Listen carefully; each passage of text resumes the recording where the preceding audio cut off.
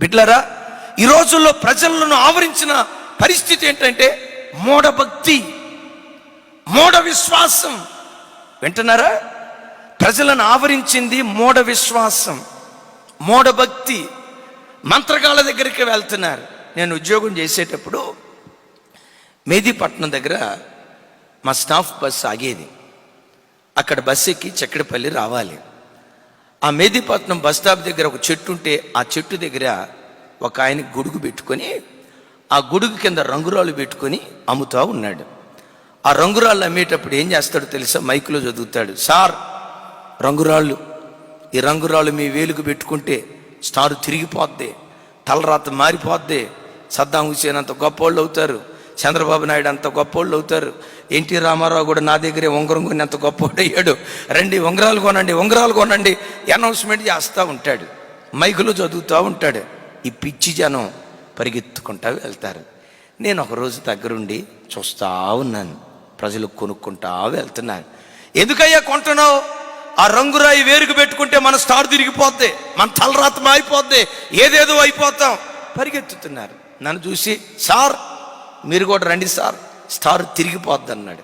Already దేవుడు తిప్పాడయ్యా, ఇంకా రంగురాయి ఏమి తిప్పింది అంటే, లేదు లేదు సార్ మీరు రంగురాయి పెట్టుకొని ఇంకా స్టార్ వెలిగిద్ది సార్ అన్నాడు. నేను మెల్లిగా ఆయన దగ్గరికి వెళ్ళి, అయ్యా ఈ రంగురాళ్ళు వాడికి వీడికి అమ్మే కంటే ఆ రంగురాళ్ళు నువ్వే పెట్టుకోవచ్చుగా. నువ్వు పెట్టుకుంటే ఈ చెట్టు కింద గొడిగేసుకుని రంగురాళ్ళు అమ్ముకునే గతి నీకు ఉండదుగా. ఆ రంగురాళ్ళు ఏదో నువ్వు పెట్టుకోవచ్చు కదా అంటే, సార్ అంటే అన్నారు కానీ పెద్దగా అనొద్దు సార్, నా బిజినెస్ పాడైపోద్ది.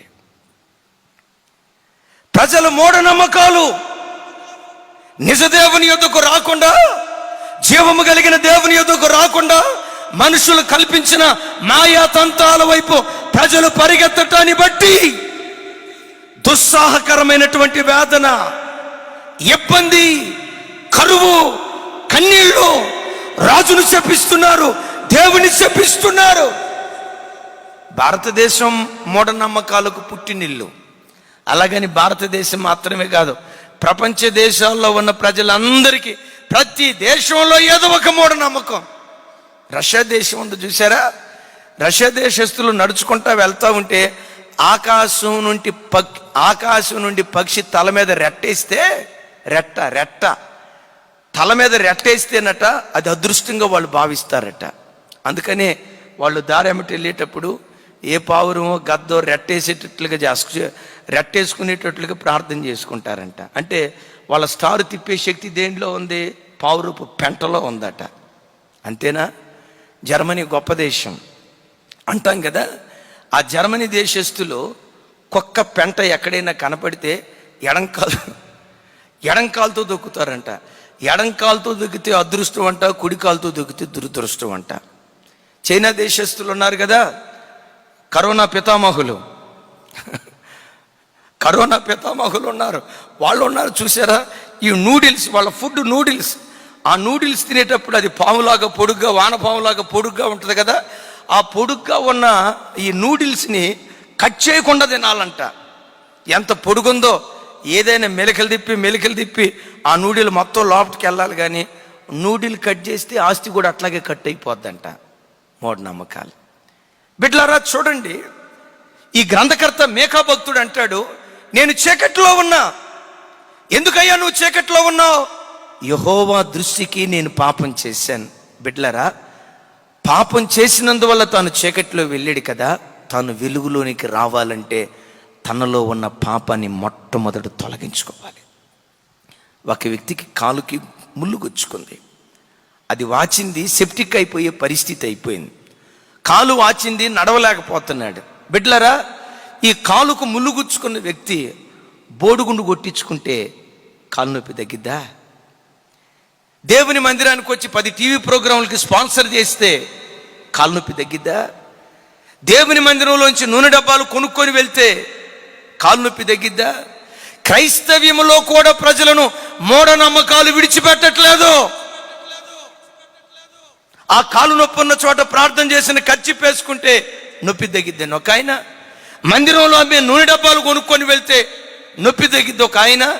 బిడ్డలారా, ఈ వ్యక్తి కాలుకున్న నొప్పి తగ్గాలి అంటే మొట్టమొదట కాలులో ఉన్న ముళ్ళు తీయాలి. మనుషుడా, నీవు అనుభవిస్తున్న బాధ నీలో నుంచి తొలగించబడాలంటే మొట్టమొదట నీలో ఉన్న పాపపు ముళ్ళు బయటకు తీయాలి, అపవిత్రపు ముళ్ళు బయటకు తీయాలి, వ్యభిచారపు ముళ్ళు బయటకు తీయాలి, త్రాగుడు ముళ్ళు బయటకు తీయాలి, గర్వపు ముళ్ళు బయటకు తీయాలి, అహంకారపు ముళ్ళు నువ్వు మొదట బయటకు తీయాలి. ఆ ముళ్ళు లోపల పెట్టుకొని నేను మందిరంలో దశంభాగం ఇస్తున్నాను, నీ భక్తి మూఢభక్తి. ఆ పాపపు ముళ్ళు నీ లోపల పెట్టుకొని నేను మందిరానికి 1,00,000 రూపాయలు ఇచ్చాను, నీ భక్తి మూఢభక్తి. వాక్యం వింటున్న మనుషుడా, ఆ పాపపు ముళ్ళు నీ లోపట ఉంచి నేను మందిరంలో పరిచర్య చేస్తున్నాను అని నీవు అనుకుంటే నీవెంత చేసినా నీ చీకటి వెలుగుగా మారదయ్యా. ఈ ఉదయకాల సమయమందు నిన్ను ఆవరించిన కారు చీకటి మధ్యాహ్న కాల తేజస్సు వలె మార్చబడినట్లుగా నీలో ఉన్న పాపపు ముళ్ళు ఈ వాక్యం వింటుండగా మొట్టమొదటి దాన్ని తొలగించుకుందువుగాక. గట్టిగా చెప్దాం ఆమేన్. అదే యోబు భక్తుడు అంటాడు, నీ చేతులలో పాపముండుట చూచి నువ్వు దూరంగా పారవేసిన ఎడల నీ తేజస్సు మధ్యాహ్న కాల తేజస్సు వలె ప్రకాశిస్తుంది.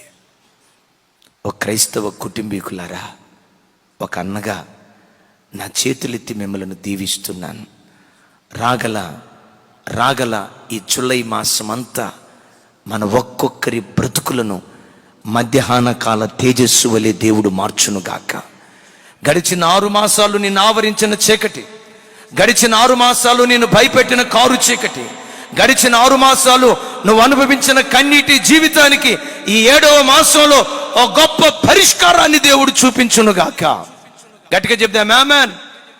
నీ కారు చీకటి మధ్యాహ్న కాల తేజస్సు వలె మార్చబడాలంటే ఏ పాపం నీ చేతిలో ఉందో దానిని దూరంగా నువ్వు పారవేయదువుగాక. ఈరోజు ఆ పని తమ్ముడా నువ్వెందుకు చేయకూడదురా? చాలు, చీకటిలో బ్రతికిన కాలం చాలు, చాలు, అపవిత్రమైన కార్యక్రమాలు చేసిన కాలం చాలు, చాలు, శరీరాన్ని జారత్వానికి అప్పగించుకొని దేవునిని పదే పదే గాయపరిచిన కాలము చాలు, చాలు. నిన్నటి వరకు భక్తిహీనంగా బ్రతికేవేమో, చాలు.